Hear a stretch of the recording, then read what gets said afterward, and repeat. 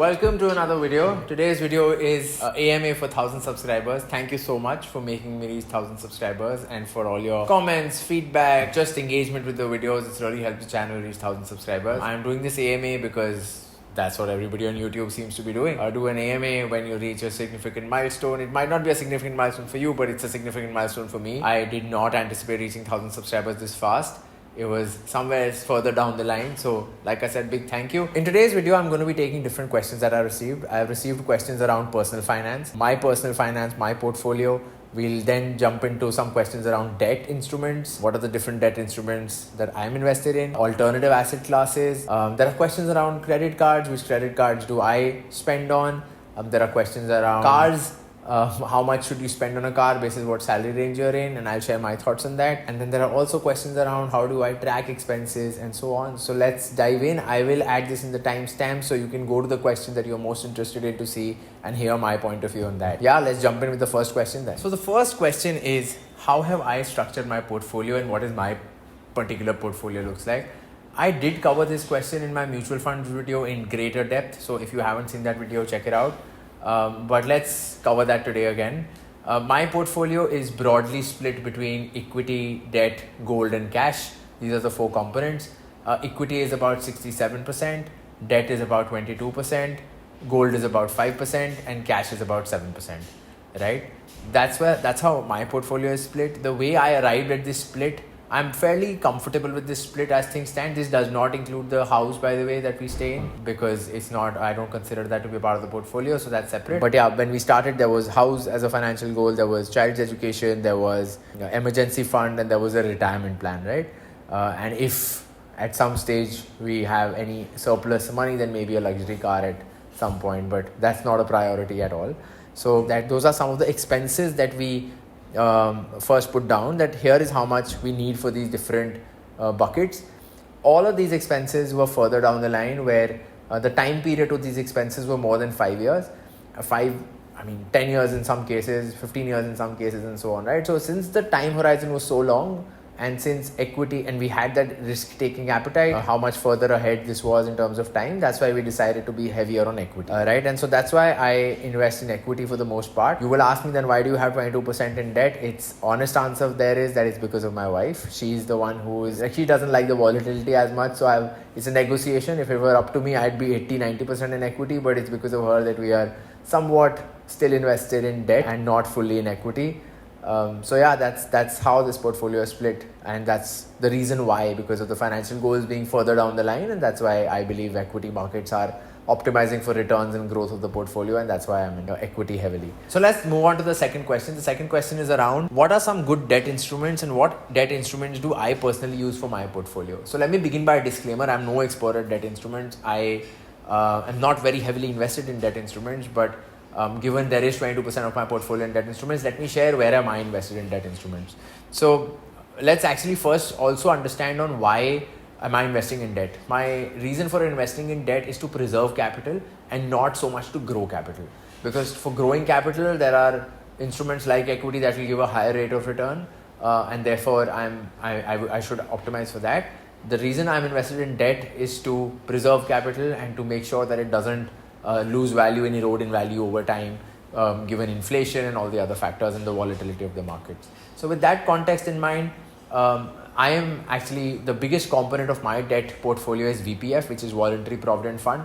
It is very similar to EPF. If you know what EPF is, it's essentially I have instructed my employer to cut a percentage of my salary and put it into VPF, and I've been doing this for the past few years.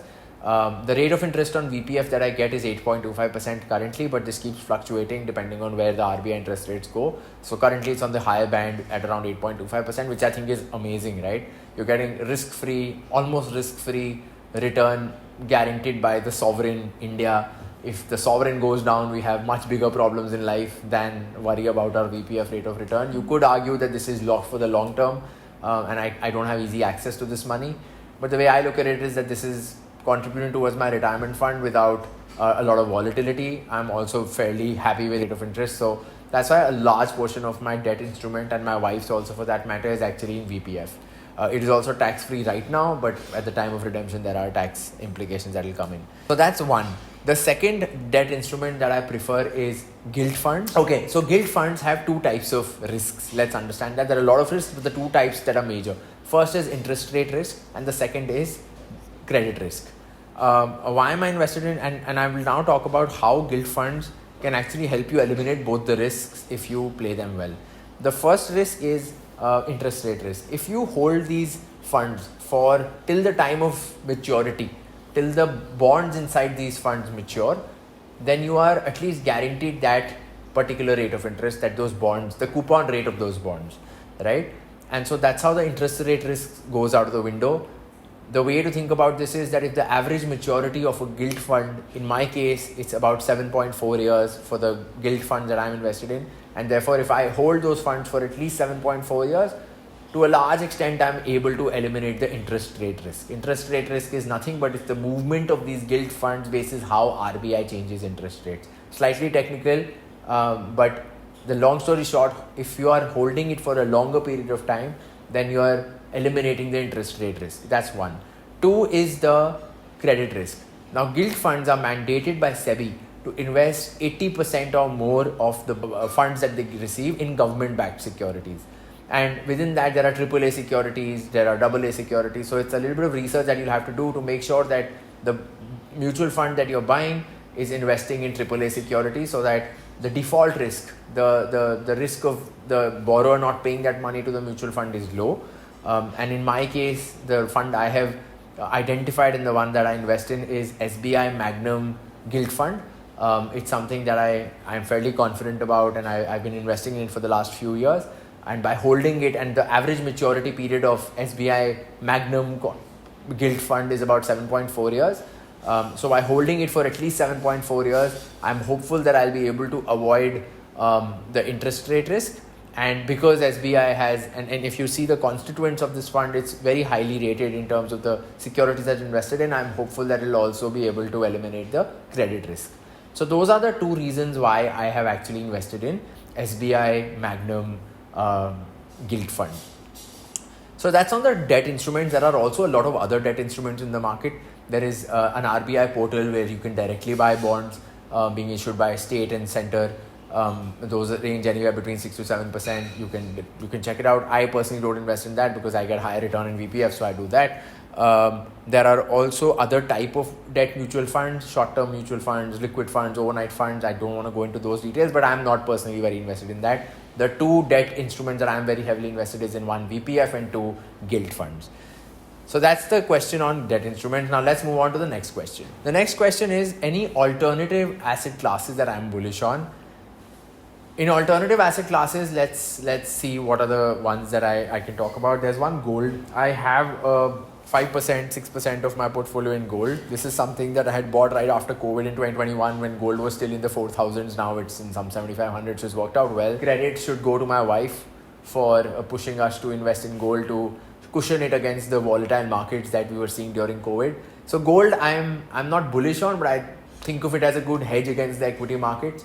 There is some data to suggest that, so I've put a little bit of my portfolio in gold. Crypto, I don't understand. Because I don't understand it, I don't have the conviction to invest large sums of money in it. And even if I invest some small amount and it does really well, right? It does 3x, 4x. But if the amount is small, it's not going to be sizable in any, like even the returns will not be sizable and they will not make a difference in my life. And that's why I don't invest in crypto or any of the alternative asset classes. I'm quite boring like that. It's just the 4 asset classes that I spoke about earlier and not really so much into any other alternative asset class. Might hound me later, but it is what it is. I thought I'd share. Okay, let's move on to the next question. So what credit cards do I spend on and how do I prioritize that? Again, I've covered this in a credit card video. Check it out. But basically the way I have, my strategy is a vertical specific strategy. I have figured out which are the merchants that I spend on the most. So that's Amazon and Swiggy for the most part for online purchases. So I have an Amazon ICICI credit card, which is lifetime free. I use all Amazon spends on that card, gives me a 5% cash back. The second one on Swiggy, I have this HDFC Swiggy card, which gives me 10% cash back up to 1,500 in a month, which is great. Beyond that, whatever other online spends I have on other portals like e-com portals, for example, any fashion portals like Myntra and all, I use it through Amex, my Amex Platinum travel card. The reason I use that is because up to 4 lakh rupees, it gives me great returns. If you want to know all of the details, by the way, check out the video. I've covered this in great detail there. And finally, beyond that, beyond 4 lakh rupees in the year, if I have any other spends, I'll do it on my HDFC Diners Black, which is also lifetime free for me, and that's 3.3%. So it's a pretty simple, straightforward strategy. I used to have the Magnus earlier. I've surrendered the Magnus ever since it was devalued. I have not played the Axis game of Atlas and Reserve, because I fundamentally believe that those cards are going to get devalued at some point in time, and so I want the peace of mind, and therefore I'm not playing the Axis game. So yeah, that's my credit card strategy. Pretty boring and straightforward, but I thought I'd share. Let's move on to the next question. This question is something I've discussed a lot with my colleagues, and I have a point of view, so I'll share it. The question is, how much should one spend on a car basis their salary range? So the short answer here is, if you Google this, by the way, you will get this thumb rule of sorts that you should spend half your annual salary on a car. I personally don't think that's a good idea.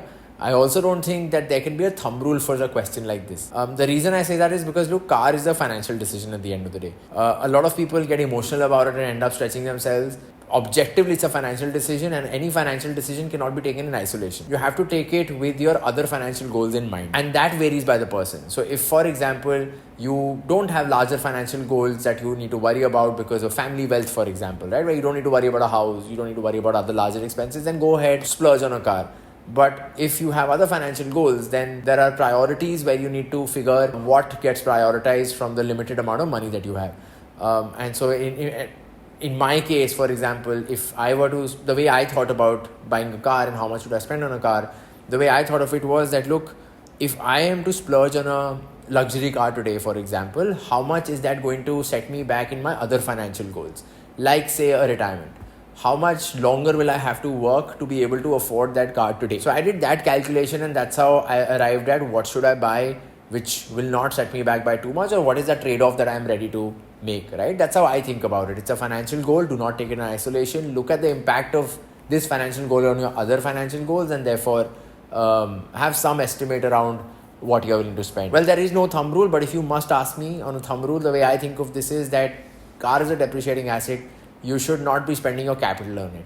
And therefore, if, for example, your net worth is 100 rupees today, and you are confident that you'll be able to generate, say, 10 to 12% on that corpus over a course of a year, then do not spend more than 10 to 12% of that corpus on your car, which means 10 to 12 rupees of, if your net worth is 100 rupees, don't spend more than 10 to 12 rupees on that car, is how a financially conservative person like me thinks about it. And it is not a rule that a lot of people can abide by, because it also assumes that you need to have a certain amount of net worth. But car is also utility at the end of the day. If you haven't reached that kind of a net worth, or if you don't have that kind of money, then, and you still need a car, then again, take that decision with the regard to how much it's going to set your other financial goals back by, and make a financial decision, not an emotional decision. That's where I leave it. I am a big car fanatic. I love cars, and it's always been a tussle internally in my head on how much should I spend on a car. But I think what I like more is money in the bank and seeing that money grow than a depreciating asset in my garage, right? So that's how I would leave you with that. Take your own decision. Do not follow internet thumb rules that spend half your annual salary on cars, because I don't think that's a good idea. Moving on to the last question. What is a good method to track expenses? So I used to track expenses back right after B school. I used to track a lot of my expenses. I used to have this Mint app on Android where I used to track expenses. I personally found it to be very cumbersome and not worth the effort, and I'll tell you why. Because eventually your expenses are in service to your savings and investments. So I flipped it. What I started doing instead was I started tracking my savings and investments and not my expenses. So now I have a tracker, I have a Google Sheet where at a household level, we know every month how much we are investing. It auto-populates because of Google Finance formulas and functions. It auto-populates on how much as a household are we investing and what percentage of our take home are we investing, right? That number I feel is a lot more valuable and a lot more actionable, because if you are not saving enough to meet your financial goals, then you need to go deeper into what are your larger expense heads, and therefore where you need to cut some corners. As opposed to tracking every small minuscule expense, I feel like it's penny wise, pound foolish. So that's how I look at it. If you are interested in that tracker which helps me track my investments and my portfolio in one place, I will attach a YouTube link. It's by this channel. I found it 5 years ago. I made it 5 years ago. It's kept me in really good stead. I really enjoy seeing that and playing with it. I will leave the link to that tracker in the description. Go check it out. It'll take you some time to make it the first time, but trust me, it's worth it. I would highly recommend that you make it for yourself and you keep updating it as and when you buy new stuff. And sell your savings and investments. So that's all for today. Hope you enjoyed this video. If you made it this far, please like the video, subscribe, send me more questions, comments. I'm happy to share my thoughts on those. I also want to give a disclaimer. This is my strategy, guys. Might work for you, might not work for you. I'm just sharing my thoughts here. I am no expert. I am not a SEBI registered financial. This is not financial advice. Do your own research and then do it. So yeah, with that, let's end today's video and see you in the next one. Thank you. And thank you again for the 1,000 subscribers.